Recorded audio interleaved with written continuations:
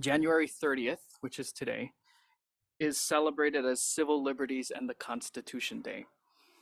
It's a day that we remember and celebrate people like Fred Korematsu, Min Yasui, Gordon Hirabayashi, and Mitsuye Endo, who stood up against Japanese American internment during World War II.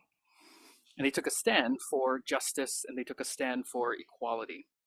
This year, we've chosen to spend our Civil Liberties and the Constitution Day celebrating the importance of civic engagement.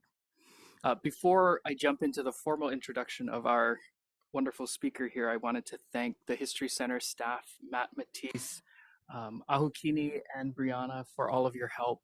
To the Civic Education Committee, Ruth O, Jodine, and Kim, thank you very much for helping to coordinate and pull all of this together. As I mentioned, today we celebrate and learn about civic engagement as we hear from Ernie Lau, a water protector and manager and chief engineer of the Honolulu Board of Water Supply. Ernie previously served as the administrator of the Public Works Division under the State Department of Accounting and General Services, and as deputy director of the State Commission of Water Resource Management. From 1996 to 2003, Mr. Lau was manager and chief engineer of the Kauaʻi Department of Water, after having worked for the Board of Water Supply here in Honolulu for 14 years. For more than 8 years, Ernie and his colleague Erwin Kawata felt largely ignored when they warned others throughout Hawaii about certain vulnerabilities of our very, very fragile water system. And so we are here tonight in for a treat as we hear about courageous leadership, the need to speak up, kuleana in the face of institutional indifference. And so I know we're all going to learn a lot this evening. And so please join me in welcoming our wonderful speaker, Ernie Lau.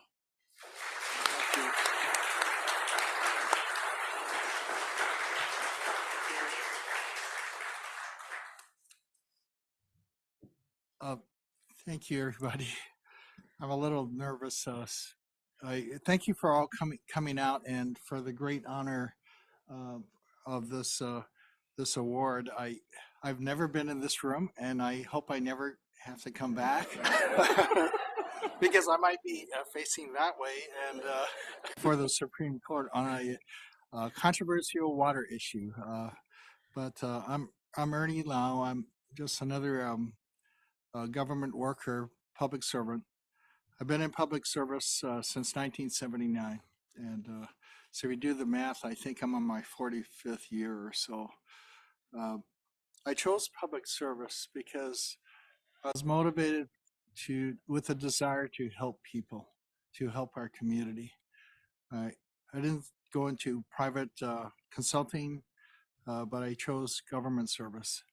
And I've been one of those people that is kind of stubborn. And when the issue of Red Hill came up back in 2014, it was actually January 13th. And I remember the time of the day. It was about 12:30 p.m. that day. We got a phone call from the State Department of Health telling us there was a leak at one of the tanks, tank number 5 over at Red Hill. And my first response at the moment was, Red Hill? What is that? And fuel tanks under the mountain there at Red Hill, something I really didn't know about until that call. And that began a 10-year journey. But before I talk about that journey, I'll just share a little background. I am a product of our public school system. Went through the schools from not quite K to 12. I did go to school in Eva Elementary School, and then Waipahu Elementary, Waipahu Intermediate, and Waipahu High School. So I just want to say kudos to the public school systems, because it doesn't take somebody that has to go to a private school to be able to take a stand on an issue.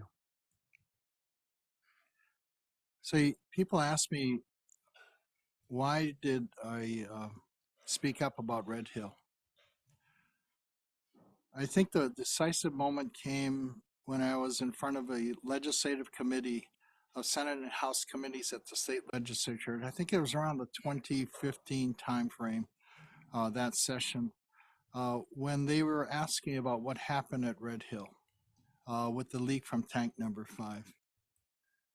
And I remember sitting there, there's a Navy captain there that went up to speak first and pretty much portrayed that everything was okay, under control. They were on it.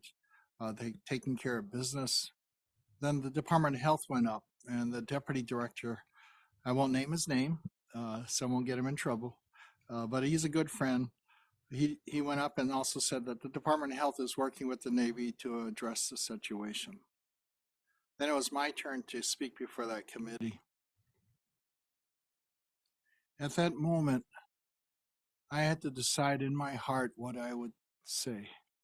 Would I just go along with the rest of the statements that everything was under control, everything was okay, it was being addressed, it was they had their emergency procedures in place to address it? At that moment, I decided to say that this is a disaster waiting to happen. That all this fuel was being stored right over our drinking water resources there in Halawa, right over our precious 5. That it was a danger, it was a disaster that was about to happen in the future, and it could contaminate our resource, our source, one of our key sources of drinking water for Honolulu and the Aiea Halawa community. So at that moment, I made that decision to take a stand. Don't tell me why, I don't know. It's just something in my heart. My commitment to serving our community, the realization that our water resources are precious for our lives, that ola ika vai, water is life for our community. And ever since then, we made efforts to, Mr. Erwin Kawata and I walked that 10-year journey now. January 13th is this 10-year anniversary, to speak out and to educate our community about the risk of this facility to our resources and to our future. So if anybody asks you, why did Ernie do that? That was that pivotal moment in time that I probably never forget. It's like I remember when I was growing up watching television and looking at and seeing the folks that went to the moon and walked on the moon. Also remembering the key moment when the President Kennedy was assassinated too. And that's something I'll never forget. And we labored hard for many years to get the message out, to educate people, whoever we would listen to us. I remember going on different shows on community access television. And over the years, if you look back on the internet, you'll see that my hair was black. I had more hair and I had a few more pounds on me too during the ages, but you could see how we aged over time. The unfortunate thing about Red Hill was that I feel it was something that could be prevented. This 80-year facility completed in 1943, 20 large tanks, each capable of holding 12.5 million gallons, stored only 100 feet above our drinking water resources in that area, that it was preventable. But it never got, nobody listened, and the whole goal was to actually continue the operation of the facility and convince the regulators and the community that it was okay. Unfortunately, and my story is nothing compared to the trauma that the people that lived and worked on Joint Base Pearl Harbor Hickam at the time.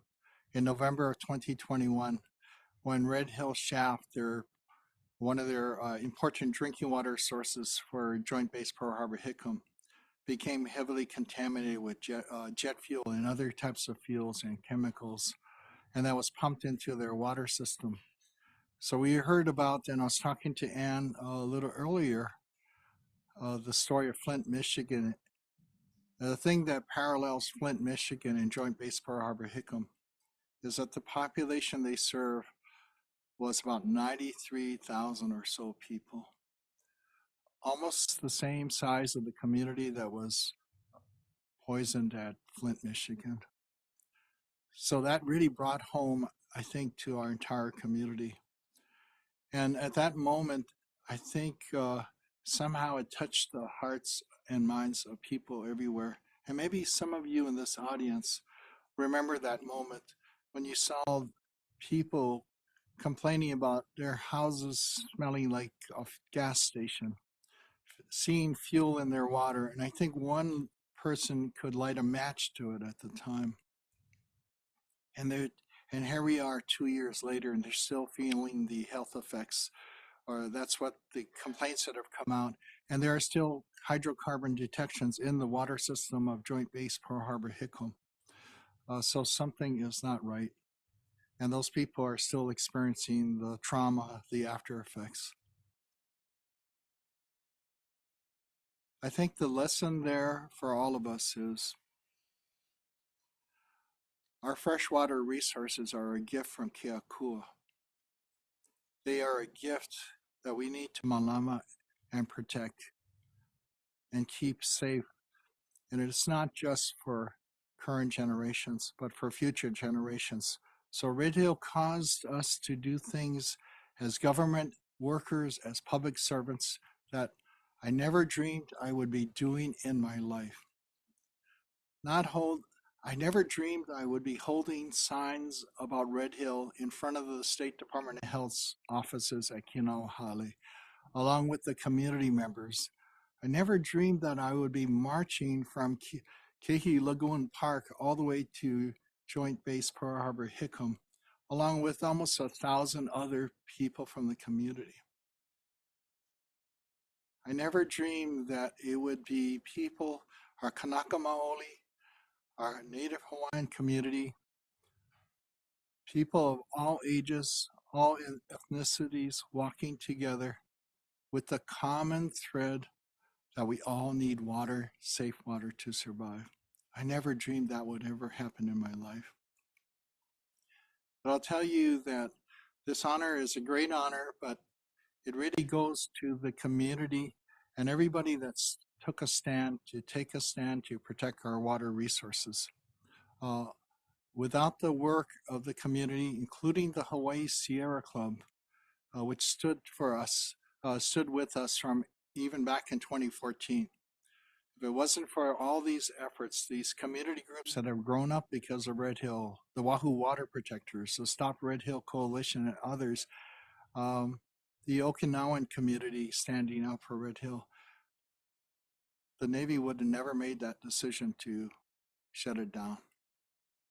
So I mahalo all those that have stood on Red Hill through the years. The journey is not over, even though they've removed 104.6 million gallons or more of fuel out of Red Hill, over 99.5% out of the Red Hill facility. Because the legacy of Red Hill is still going to exist even if the last drop of fuel or sludge is removed from that facility. That legacy is past releases over its 80-year history, which I still don't have a clear understanding, but the latest estimate seems to be on the order of almost 2 million gallons potentially released out of Red Hill.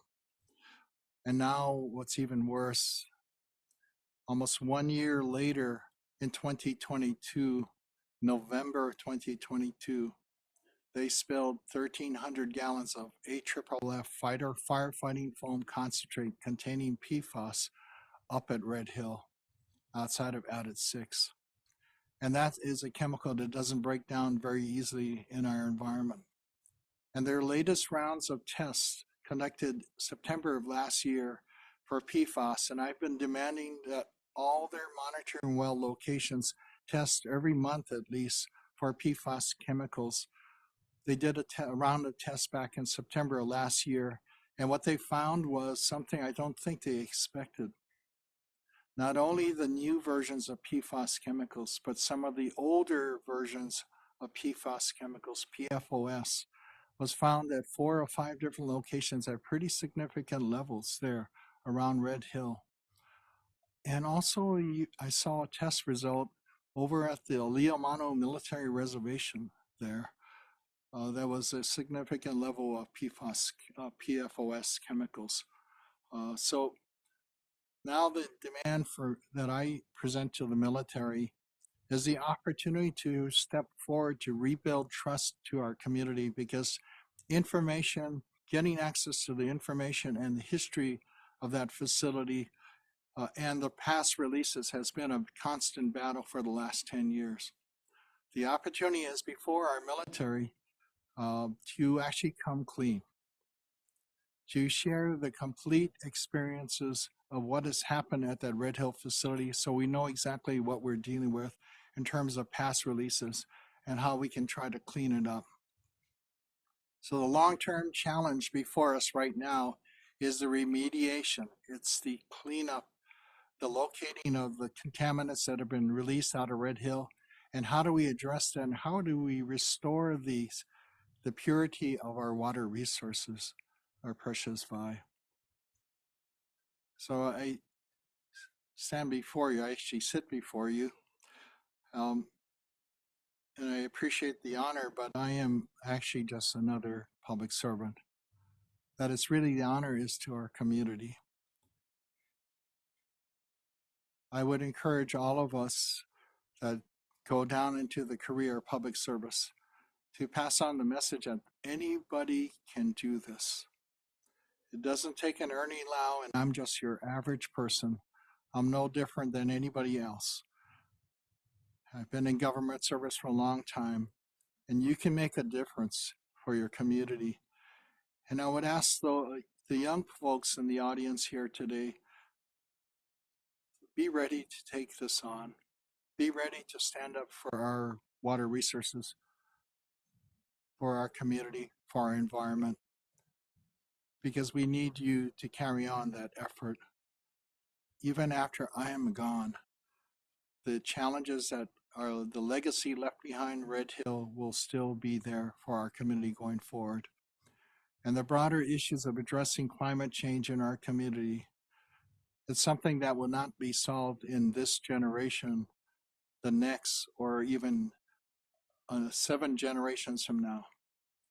So we need to all stand together as a community. With one voice, we can move the mountain. I never dreamed that we could move the Department of Defense, the U.S. Navy, to make that decision. The Secretary of Defense on March 7th of 2022 to decide to defuel and shut down the facility. So it goes to show, I think, that if we stand together as a community with one voice, that we can make a difference. And any of you here tonight that will listen to this, you can make a difference. It doesn't take somebody that's any special, and I am far from being special. But listen to your heart. Look to the future. And ola ika vai, water is life. Thank you. I'm sorry I just kind of rambled on here for a while, but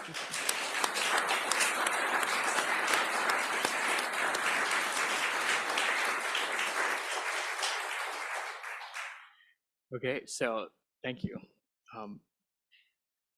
We picked the right person this year. That was very inspirational. I have a couple questions, and then we'll open it up for any questions that folks may have here of Mr. Lau. Okay. So before you were what I would consider a cultural icon here in Hawaii, which I know. I can never I get see used all the to "What would that. Ernie do" stickers like all over the place in Manoa. Can you just tell us what your job is, aside from before all this Red Hill stuff happens? What is your role in the department on the Board of Water Supply, day to day? So my day-to-day job, my regular job, is manager and chief engineer for the Honolulu Board of Water Supply.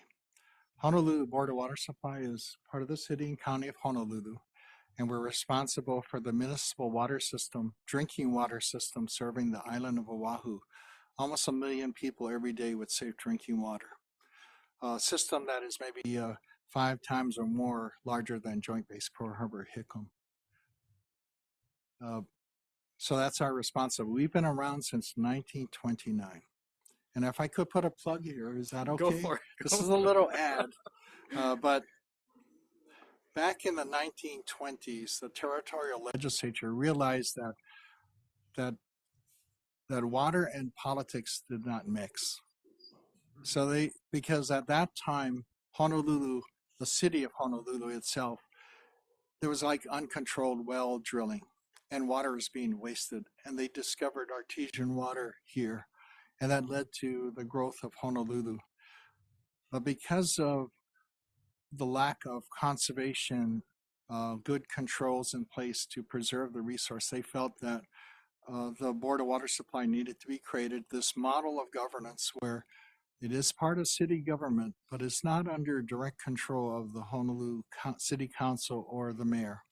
It is actually overseen by a board of directors appointed by the mayor and also approved by the council with 2 ex-officio members. And that mode of operation has been in place since 1929. Board of Water Supply, and I'll be first to admit, we're not perfect. But I would say in general, over the 90 plus years of history, we have worked hard to maintain the water system.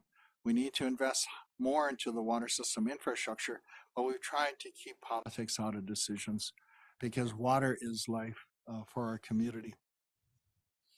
Thank you. So when the Red Hill issue happened, clearly there's politics involved at all sorts of levels. How'd you balance all of that? It was tough. It was tough because, and it was actually, I was very fortunate because we are semi-autonomous and my board of directors was supportive of our position to protect the water resource. It's consistent with our city charter requirements too, that the board protect it from pollution, from contamination.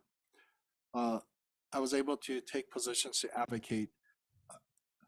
Is that a bad word? Actually, I said the word advocate for the protection of our water resources in the area of Red Hill, especially. It was tough because we testified in front of the legislature. We took public positions that sometimes was contrary maybe to other elected leaders in our community. And for years, you know, we've been accused of being alarmist, that we were making a big to-do about nothing. It was a very challenging time. We didn't give up though. We went back again and again to take a position to speak up. But I'll tell you, it was tough at times.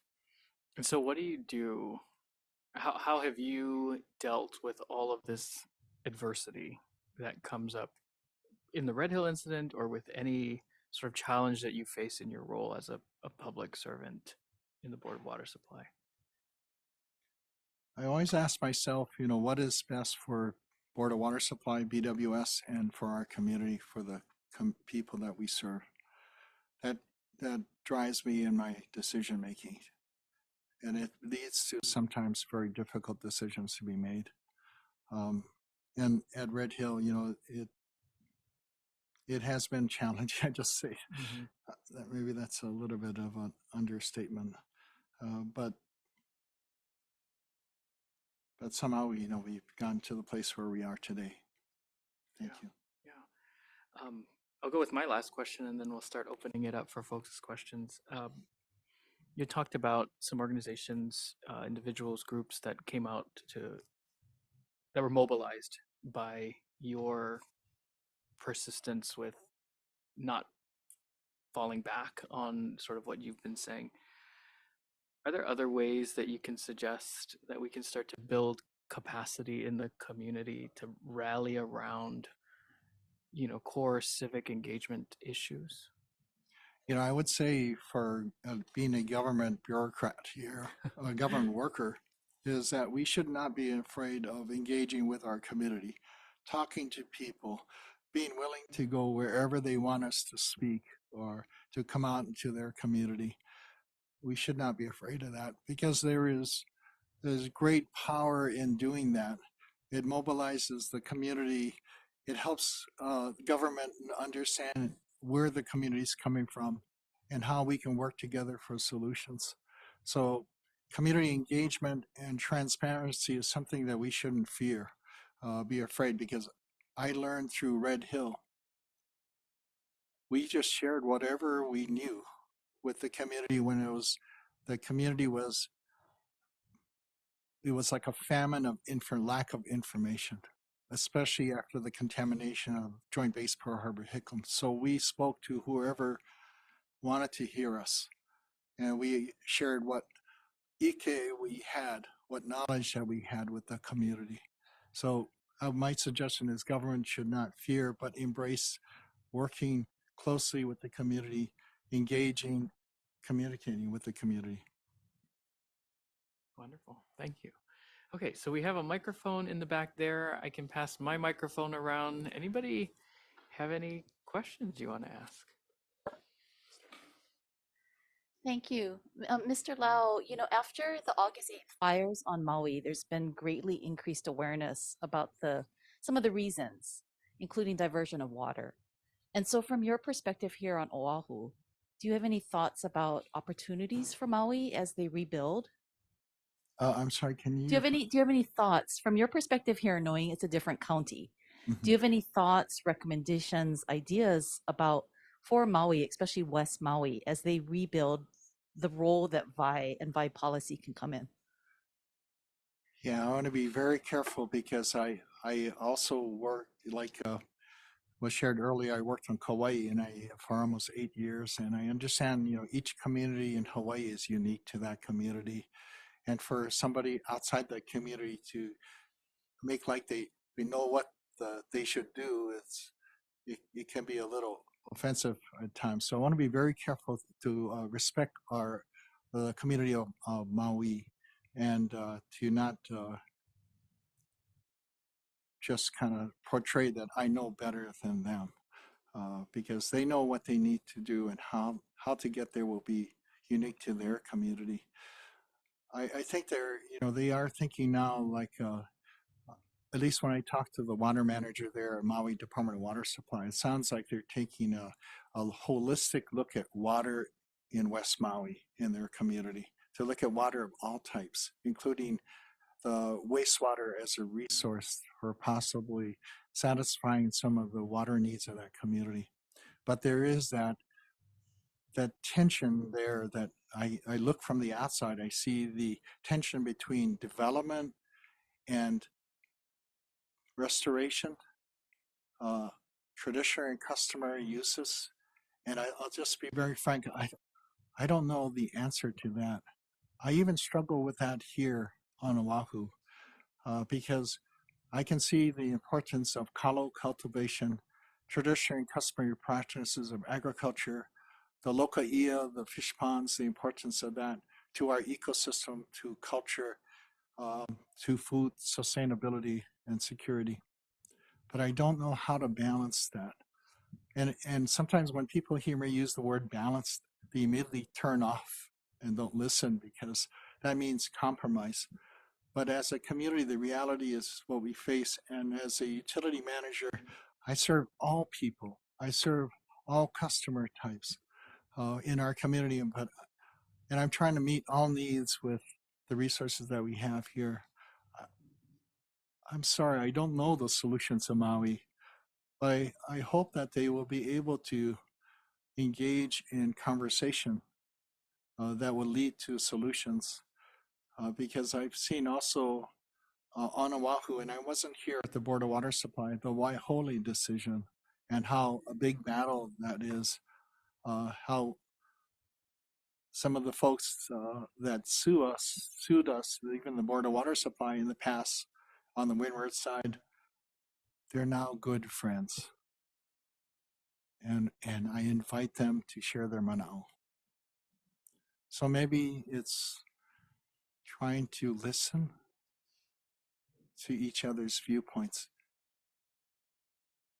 and have an open heart and mind. Mahalo. We have a question in the back over there. From a law student? All right, we got law students. This is scary.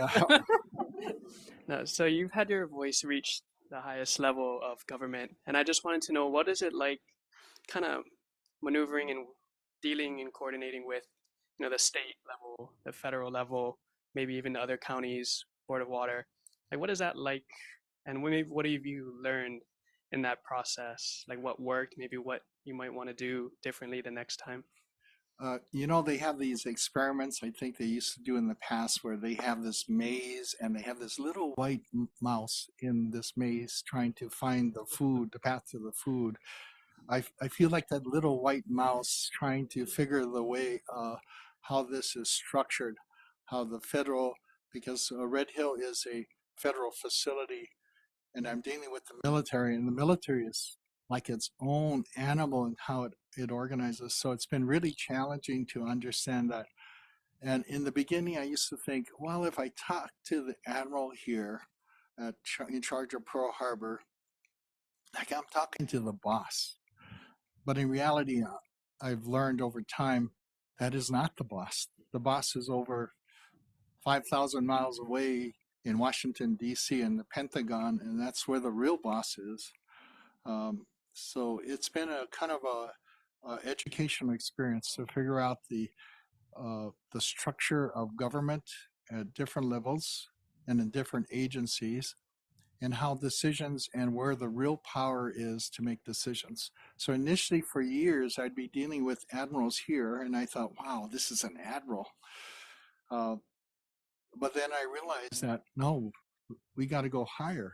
So then the discussions with the Assistant Secretary of the Navy, the Assistant Secretary of Defense, haven't met with the Secretary of the Navy yet, but I have met with the Chief of Naval Operations.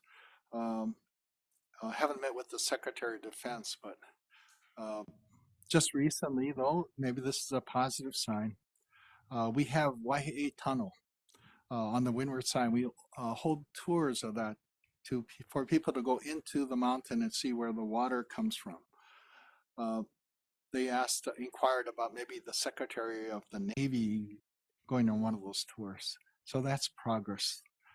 But it is a complex thing. And if you get an issue that comes before you, I think first step is maybe figure out how the organizations are structured, how decisions and where the authority really is within the organization. Then you can see where you need to maybe talk to or engage to get actions to be taken, decisions to be made.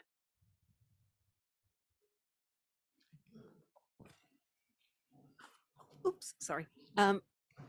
Aloha, Mr. Lau. I have an observation and a question. I am recently retired Professor Susan Jarowski. I teach Law 101 at Kapiolani Community College. So thank you for your praise of public educational institutions. And I've written a textbook to help our students. And one of the chapters on the executive branch is on the Red Hill situation. So I have been following the situation for many years. And I have to say that if you and Mr. Kawata hadn't been out there banging the drum insistently, incessantly for years when the Navy was trying to get you to shut up and go away, I don't think that community would have rallied in November with the I think that leadership has inspired your community, and I appreciate the fact that you realize the community is a part of it, but so are you. And one of the things my students ask me is, what's our next step? Because the Navy has started to drain the tanks. In fact, they've gotten everything down except that sludge. But there's still thousands of gallons of sludge there. And then there's the question of what happens to the tank afterwards. So my students are asking me, what's the next step that they can take to get engaged? I mean, some of them are. So I'd like your opinion as to what might be done for this specific issue. And second, what is the timeline? What is the end game? What does the Board of Water Supply think should be done with the tanks? You don't have to answer all these questions because I think somebody else here has questions, but I'm so interested in this issue and it's so important to the people of this state. Thank you. Thank you for the compliments and thank you for the multi-part question. As I get older, I have a little hard time tracking the multi-part questions, so you might have to repeat some of them. But um, let's see. The first part was what can the students and not that's a question not only for students but for the community. What can you do right now? I would say continue to stay educated about what's happening at Red Hill. Go to the Navy's website, look at their test results. It's like a maze, and they're not designed to be exactly user friendly. But look at what they're discovering at Red Hill in their monitor wells, in the groundwater itself, and in their water system. So stay educated, stay on top of it, because the next phase and the closure is actually scheduled to actually be around July of 2028 when they finally close that facility. Defueling, I think what they're projecting to be completed by 2026 or 27. So there's about 3 more years to go before the last drops of fuel will be taken out of the facility. This is after the bulk of it has been gravity drained out of the Red Hill facility. And then closure, after closure, the reuse, that's still a question mark. And the reuse question is actually a question that was raised by the State Department of Health to the Navy. And I don't think there's a final decision yet on what to do with the facility. Where I stand is, let's this facility be disabled in a fashion that it can never be used to store fuel or any other chemical over our drinking water resource. That would be insanity. That would be the definition of insanity if we allowed that to happen again. So let it never happen. And I do want to compliment the Navy because they are made the decision to remove the pipelines that run from the tanks to Pearl Harbor. Each pipeline runs over a little over 3 miles, and there are 3 of those large pipelines that used to take fuel to and from Pearl Harbor. So they're going to take those pipes out. So that's a good thing. So it's going to be a lot harder for them to try to reactivate the facility for national, quote unquote, national defense requirements. Did I answer all your questions? Just one question. Something like they're not allowing the Board of Water Supply, I think, full access to their tests, their own tests. Do you need public support for that? Well, I appreciate that. We're working with them, with the Navy, and every 2 months or every quarter, I have a meeting with the Navy admirals in charge of this current operations. So right now, there's a joint task force, Red Hill, under Vice Admiral John Wade. Their focus was strictly defueling the facility as for what they could do using gravity primarily. They're going to finish their job around March or April this year. Concurrently, they're standing up another task force to take it over. So the Joint Task Force Red Hill is multiple military services, not only the Navy, but the Army, Air Force, I think, is also involved. The new Navy Closure Task Force Red Hill, the military loves their acronyms, and Paul would know. He used to work for the military too, Paul Ear. But they're actually going back to Navy control of the Red Hill facility, responsible for closure, taking out the remaining small amounts of fuel and sludge out of each of the 14 tanks that contain sludge, and also the permanent closure, and also long-term remediation efforts to clean up the environment. So that'll go back to the Navy. It's very important that the communities keep their eyes on this effort because with transparency comes accountability. So we should demand as a community complete transparency on this issue, not only from the military, but also from the EPA and Department of Health. And I have friends at the Department of Health and the EPA, but I think they need to be, there's an opportunity for greater transparency from those agencies.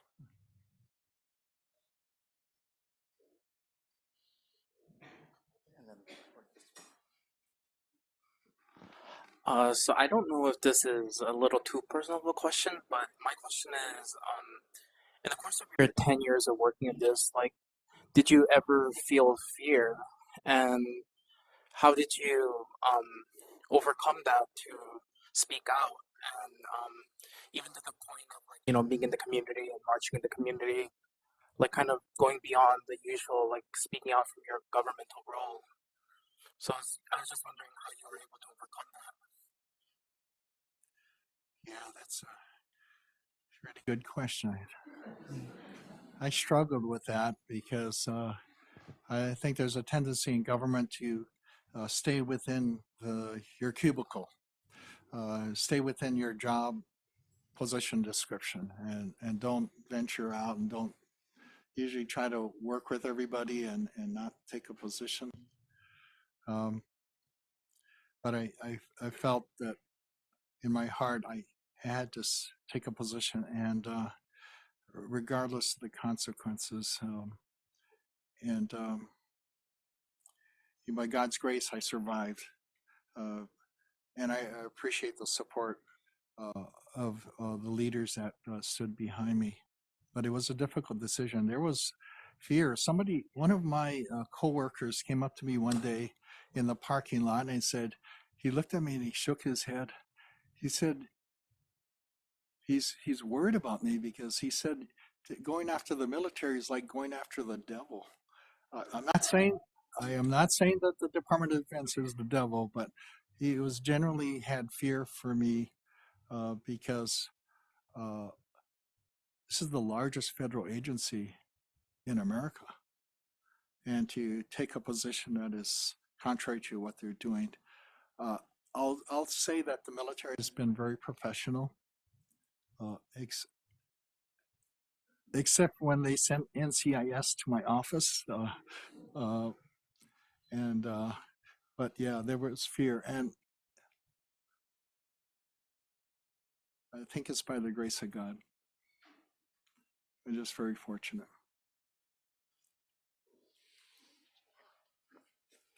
Aloha. As someone whose water system was impacted by the Red Hill jet fuel water crisis, as someone who has worked as a community nonprofit organizer in EVA, I just want to say, in Ernie, I trust. And I know you're so humble, but I'm grateful for you being here and being in this kind of a setting. I was honored and continue to be honored to work with the UH Red Hill Task Force. A lot of these questions, I will say that there is a UH Red Hill Information Hub because I'm a retired science teacher, and some of the way the data was reported, I had to ask people smarter than me. So I also know that the UH Red Hill Task Force has come up with very sensitive tap water testing that exceeds the testing that the EPA does. So I did want to say that that is a resource, and I know that you can work with Dr. and those. So thank you for that too. We appreciate all that you've had. You've been a resource to that UH Red Hill Task Force, and they are committed to empowering community with information. So they also continue to post opportunities for the community to have input. And that's part of why you're here. So I have gratitude for you on many levels. My question is, as one auntie put it, Autos alphabet soup guys, DOD, EPA, DOH, we could go on. Where did you find the best leverage points? Like you have said the Navy leadership, but have there been other leverage points that you think that the community could access? And what has been your most compelling points that you have made that you think might have turned the needle on their decision making? Okay, so that's a multi-part question again. I got you. I got you. Okay, no. So you might have to help me. But you were talking, I was actually thinking about the fear question again from there was a lot of fear, but I've also been in government service so long I could retire anytime. So I said, "What the heck?" What, I shouldn't use those words, but you got to. It's time to speak up. So that's how I kind of coped with it. You know, what can they do to me? I can retire, but take a position. Now back to your question. UH is a great resource. The urban and regional planning students did some great work about trauma, also mapping out the organization, the military organization, which is a mystery. So the University of Hawaii is a great resource, and they should be part of the effort. The other thing I want to acknowledge to you is when that shift occurred, it's like the pendulum kind of moved from one end where it was keep the facility running to now shut the facility down, address cleanup and remediation. When that pendulum shift, I really appreciate our elected officials speaking with one voice back in May of last year. And then that's the Red Hill VI effort. So, but I think I'm getting lost in my own thoughts. Can you repeat the question, please? And we were testifying at all those levels. So do you think there's a key level of government, or was it our congressional delegates? Is it our governor, our legislators? You said they spoke with one voice, but if we want to move the needle more, where do you think the best leverage point is for community engagement? I think it's I think it, you know, the structure is the governor is the head of the state, and the legislature, the president, president of the Senate, and speaker of the House are very important to this effort, and our congressional delegation. Maybe I think of it maybe as an upside down pyramid, that the most important people is actually the community, the people in the community, because those people that are elected in office are elected by people.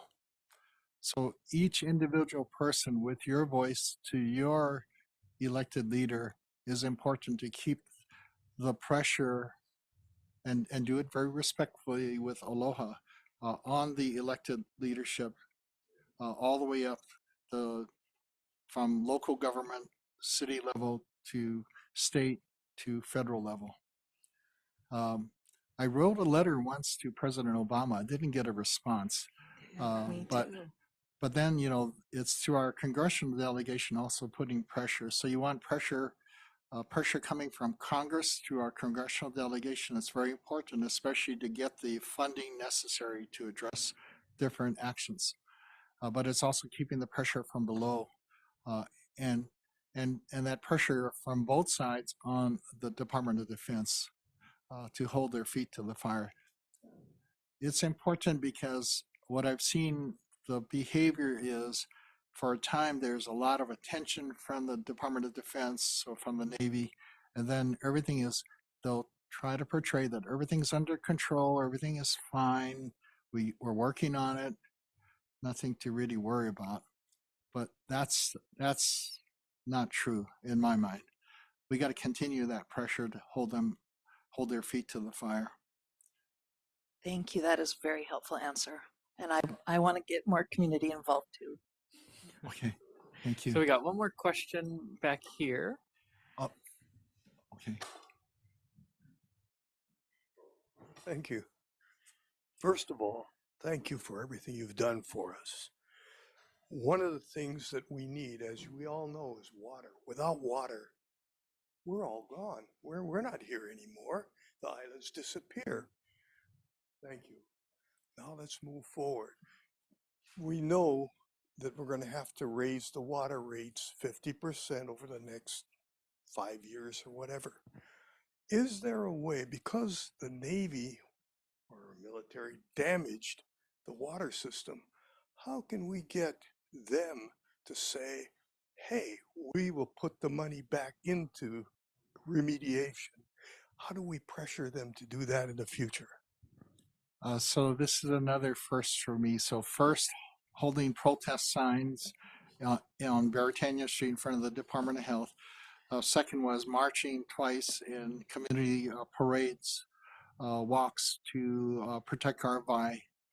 And third was, with the support of the board, filing a claim, Federal Tort Claims Act claim for around $1.21 billion against the Navy. They're talking to us, so that's a positive sign. They haven't kind of blown us off. They are talking to us. So that was done within the 2-year statute of limitations so that we preserve our ability to file the claim, and which could lead to potentially a lawsuit in the future. We haven't decided on that yet, but right now we're in the administrative period where we can have these discussions with the Navy. So our hope is that we will be able to get compensation for the impact of what they've done to Red Hill, to the water resources. So that's one way, that another first for us. Yeah, we'll keep everybody informed of how that progresses. But we are, there is discussions going on. Okay.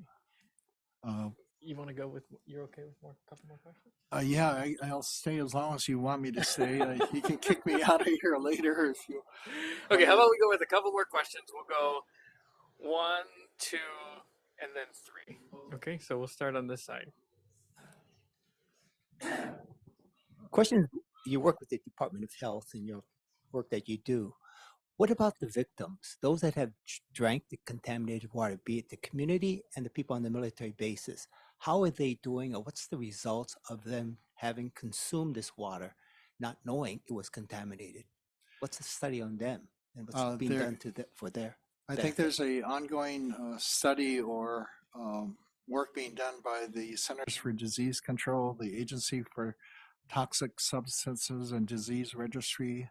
And I think the Department of Health, I saw something today that they're looking into the recent complaints and asking for more testing. But that's really a kind of an unresolved problem.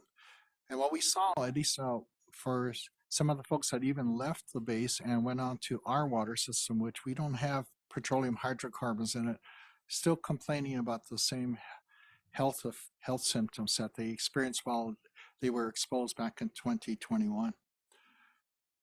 So we're not sure why that's happening. It could be that it's still that exposure, although a shorter duration, it's still in their bodies and affecting them. I'm not a medical expert on that, but I think this is something that really needs more attention. The EPA is investigating, the Navy is investigating, and the Department of Health now is getting involved.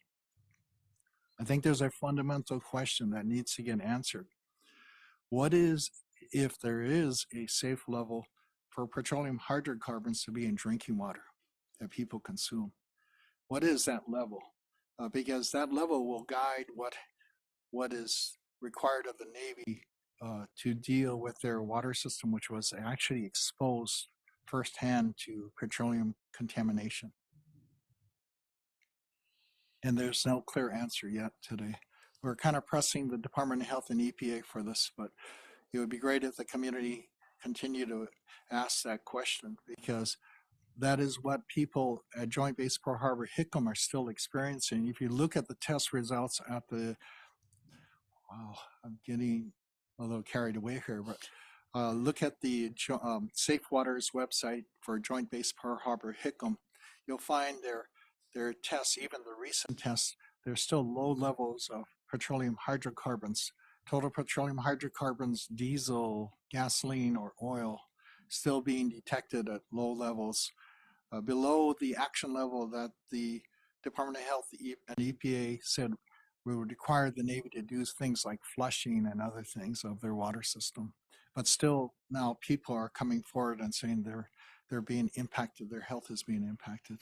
I don't know the answer, but I think we need to press for clearer answers in this area. Thank you. Just a real quick question and an observation. I looked at this from the outside. I used to do environmental law for the Army, at a much lower level than this. I am so sorry. I was No, you're negative on great. the military. Yeah. And I was amazed when I was reading this stuff because we thought we were really responsive with the Army at the low level where we had control. And the guy I advised, he would do what he could to, to make things right. But as I was looking at this thing, I was thinking, wow, this is just up into the stratosphere for the decision point. And it took all that effort to finally get it to people who could come up with basically a line item in the budget to come up with the billions of dollars to build a new facility for these tanks and things, so that you were pushing up against something really, really tough. And it was interesting to observe from a distance, but I was just amazed. There was a bit of arrogance there that I never experienced in my 33 years working with the Army back to the state. And I said, wow, that wasn't us. But I think it was just because it was at a high level. But one thought is you say you're having a hard time getting information. It seems to me Freedom of Information Act requests would be filed by any of these concerned parties. And I don't know, I remember it used to drive us crazy. And then the second thing is you can get all that in discovery if you ended up going to court. So I guess this is just a matter of the process. So if you can speak to that. And the other thing is I got one totally unrelated. I've only been here 6 years. I've never seen so many water main breaks in my life. What is it about Hawaii that every place I go, there's a water main break? Yeah. And so maybe that'll help. Well, thank you. That last question is the bane of my existence. Yeah. Oh, it's tropical soils, very corrosive, a marine environment, and a lot of old metal pipe in the system. So 2,100 miles of pipeline. And I apologize for the main breaks.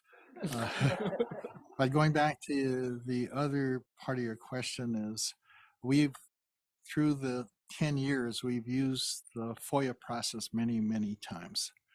And it's really been real mixed results.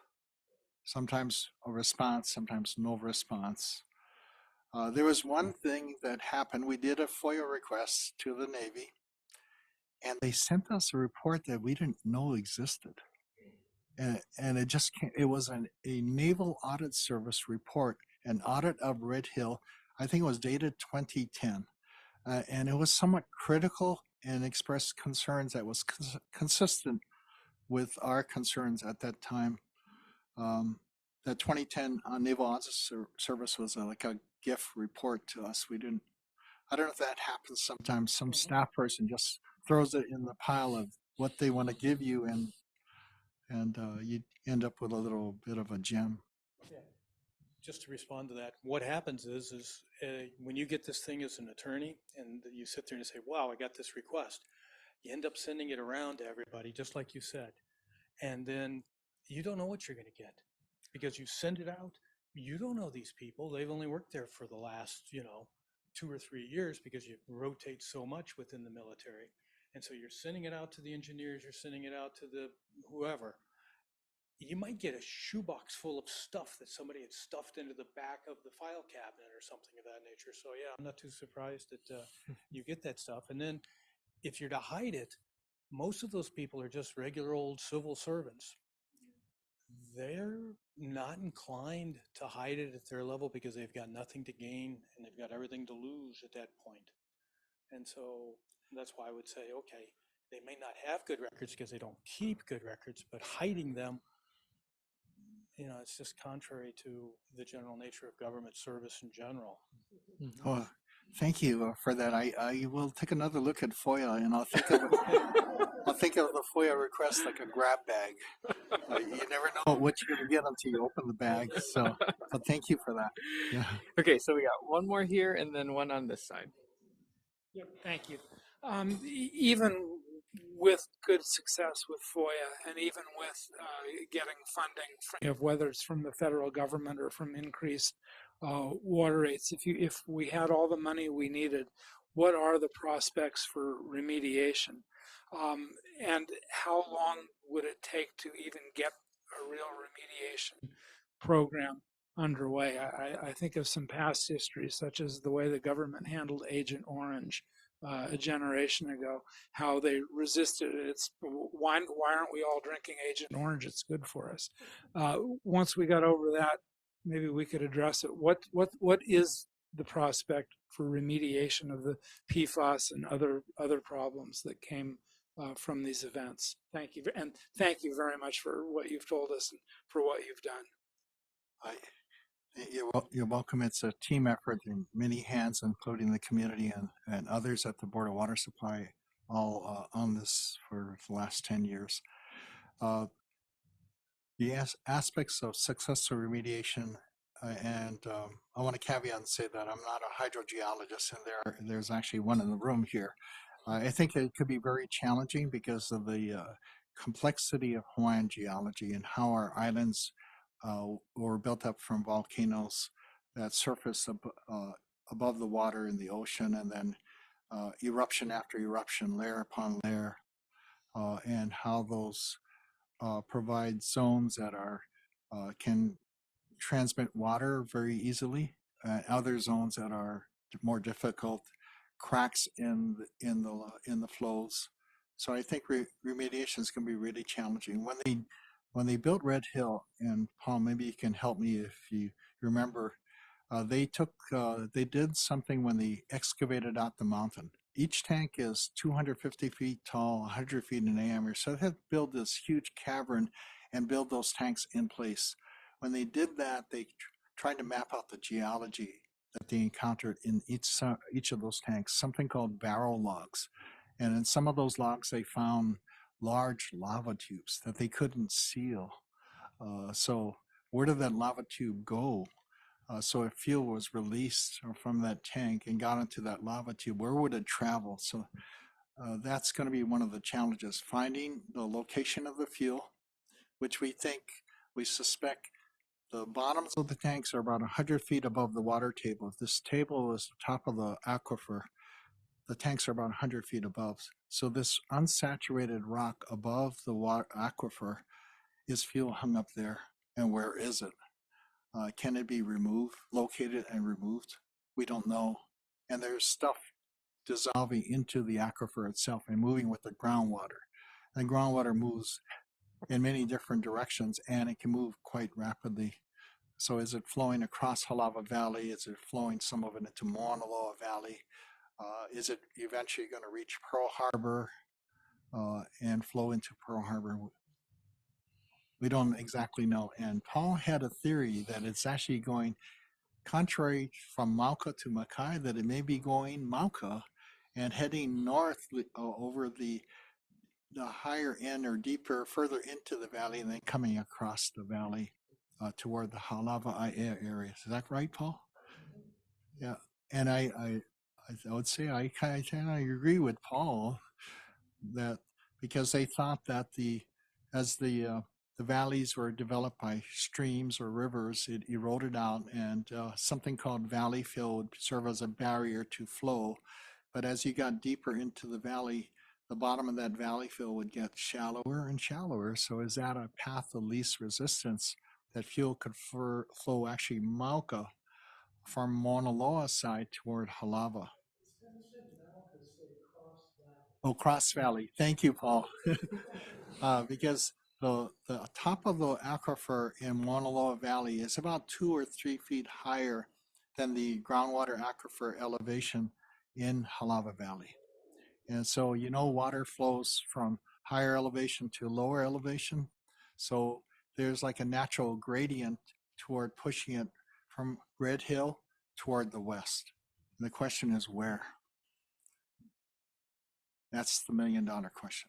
So it will be challenging. I don't know if it's even going to be possible. All right, last question.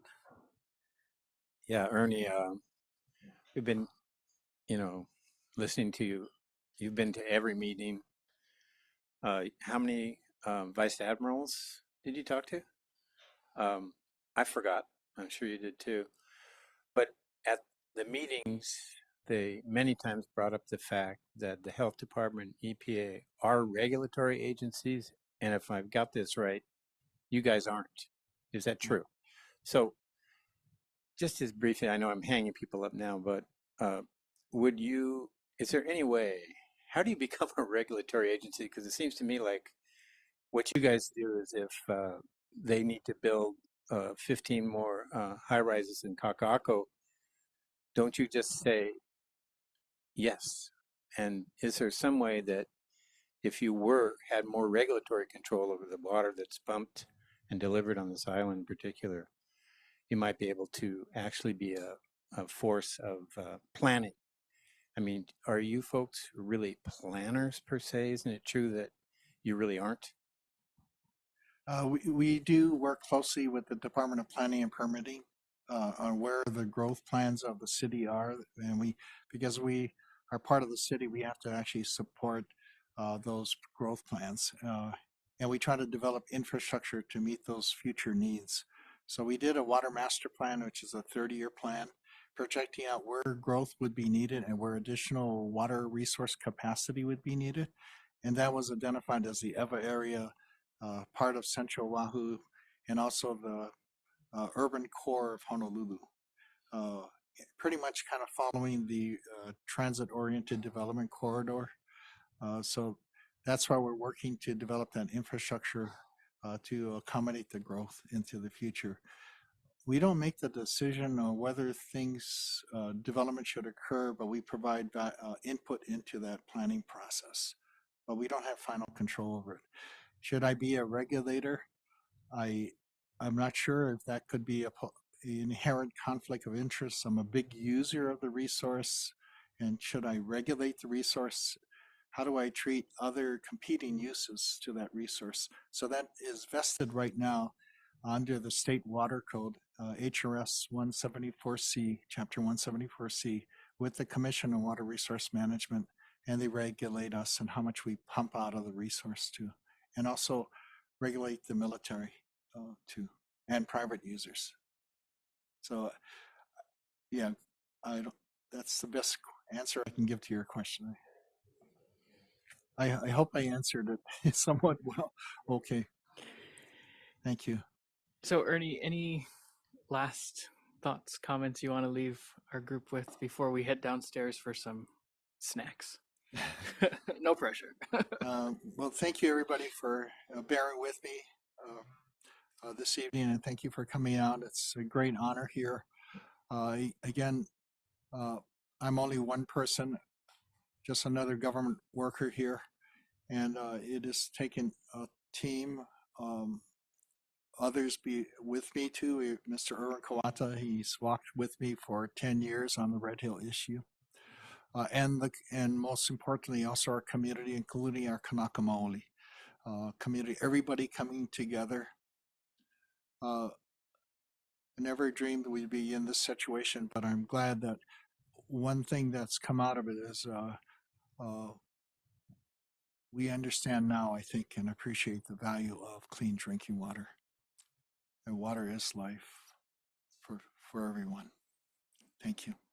Please join me in thanking Ernie Lau. Thank you. No. Thank you. Thanks.